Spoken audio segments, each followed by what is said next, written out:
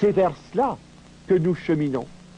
Et c'est pour cela que nous œuvrons, afin de pouvoir donner aux gens les moyens d'action, de se prémunir d'une part contre cette puissance de ténèbres et parvenir d'autre part à agir dans la liberté des enfants de Dieu. Nous donnerons dans un moment des directives pratico-pratiques sur le plan personnel, sur le plan local et sur le plan ecclésial.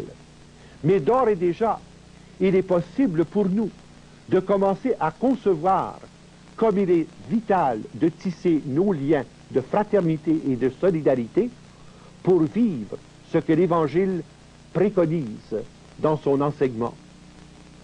Ce que la parole de Dieu nous propose comme communauté voulue par le Seigneur. La pire attitude est celle du défaitisme, en se disant « ils sont trop gros, nous sommes trop petits », nous disons en fait « le diable est plus fort que le bon Dieu, Lucifer plus fort que la Trinité ». Or, il n'y a rien de plus faux. Il est important pour nous de prendre conscience de nos liens de solidarité, tant sur le plan chrétien que sur le plan humain, et ensuite exercer toutes les ressources de nos moyens démocratiques actuellement en usage pour prendre le temps nécessaire à démasquer et à débusquer ceux qui se sont infiltrés aux différents niveaux de pouvoir. Nous croyons que les banques sont toutes puissantes et pourtant on s'aperçoit que le système coopératif a commencé à déloger une certaine puissance des banques. Nous pensions que les consortiums étaient tout puissants et les cartels omnipotents, et on commence à se rendre compte que par l'union des petits, on parvient à débusquer les grands et les puissants, ceux qui usaient de leur puissance et nous offraient leurs services à des taux usuraires. L'avenir reposera sur notre volonté ferme de miser sur la gratuité des services dans l'échange de l'amour. Nous nous en porterons seulement que mieux en réalisant le plus-être et le mieux-être sur le plan personnel, sur le plan sociétal et sur le plan universel. Voilà maintenant que nous sommes prêts à entendre les directives pratiques que j'ai préparées à votre intention et que j'aimerais voir mises en œuvre dans les jours et les semaines qui vont suivre. Comme il est essentiel et indispensable de se dire, même si Satan est prince de ce monde, Jésus demeure le roi des rois et le Seigneur des seigneurs. Et même si Satan gagne 10, 11 ou 12 rounds, c'est le dernier knock-out qui réglera son compte.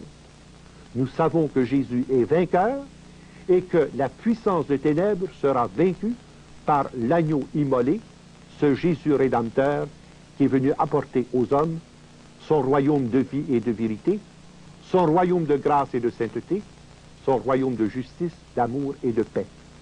Voilà ce vers quoi nous voulons tendre, voilà ce dont nous voulons parler davantage sur le plan des conseils pratiques dans les minutes qui nous restent, et nous pourrons traiter ensuite, dans un autre exposé, des perspectives merveilleuses qui s'offrent à nous dans le cadre de la civilisation de l'amour.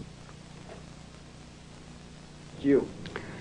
La civilisation de l'amour, voilà la clé de voûte qui va nous permettre de résoudre l'ensemble des problèmes que nous avons examinés. Jean-Paul II disait au Katholikentag d'Allemagne, la civilisation de l'amour, cela signifie en tout premier lieu l'engagement de toutes les forces du cœur et de la raison pour la construction d'un monde unifié dans la justice et la paix. Au nom de l'amour du Christ qui est plus fort que tout pouvoir, que tout égoïsme, que toute haine, unissez-vous avec tous les hommes de bonne volonté pour vaincre la menace de mort qui plane sur la paix du monde. Or, nous avons reçu du magistère de l'Église un ensemble de doctrines qui nous parlent d'un nouvel ordre social chrétien. Au lieu du novus ordo seclorum des Illuminati Et au lieu de l'âge du Verseau, nous, comme chrétiens, nous pensons en termes d'un nouvel ordre social chrétien qui s'appelle la doctrine sociale de l'Église, et nous sommes à l'ère de l'Esprit Saint. La question qui se pose, que pouvons-nous faire et que devons-nous faire? D'abord, prendre connaissance de tous les documents de l'Église parlant de ces questions majeures que nous venons d'exposer sur l'économie.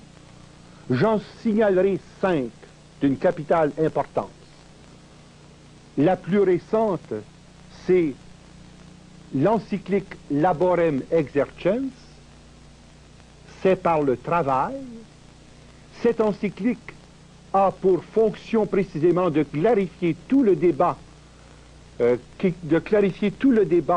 concernant la fausse dichotomie entre capital et travail, et aussi la dénonciation en termes très clairs d'un capitalisme usuraire et international, ainsi que du communisme international et les fausses doctrines d'un socialisme sans issue. De plus, il y a les enseignements de Gaudium et Spes, ce document central de Vatican II sur la question.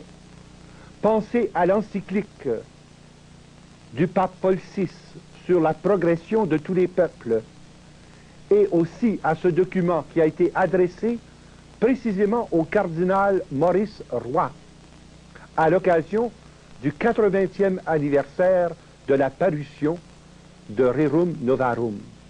Ça s'appelle Octogesima Adveniens.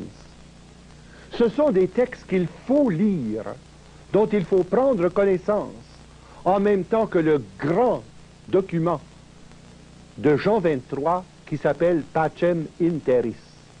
Je vous demanderai d'abord de prendre connaissance de cette pensée très cohérente et très vigoureuse qui nous montre, à la lumière de l'Évangile et à la lumière de l'expérience 2 fois millénaire de l'Église, les lignes de force d'une civilisation authentiquement chrétienne et d'un nouvel ordre social international dont les principes s'enracinent dans le Christ, dans l'Évangile, dans la foi.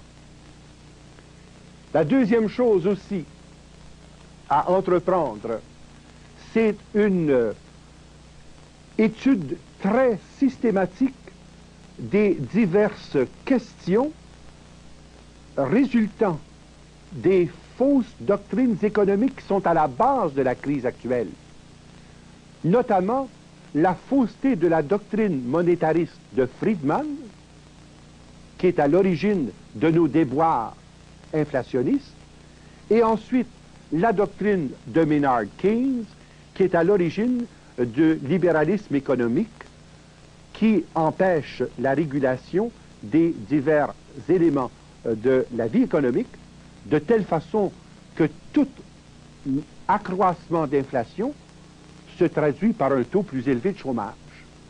Il faut retrouver nos priorités. La priorité de l'homme sur le travail et la priorité du travail sur le capital et la nécessité de la fonction sociale du capital pour que, par son travail, l'homme retrouve sa dignité, son équilibre et aussi l'exercice de tous les droits inaliénables en tant que personne humaine, en tant que membre d'une famille et en tant que chrétien baptisé appartenant au Christ.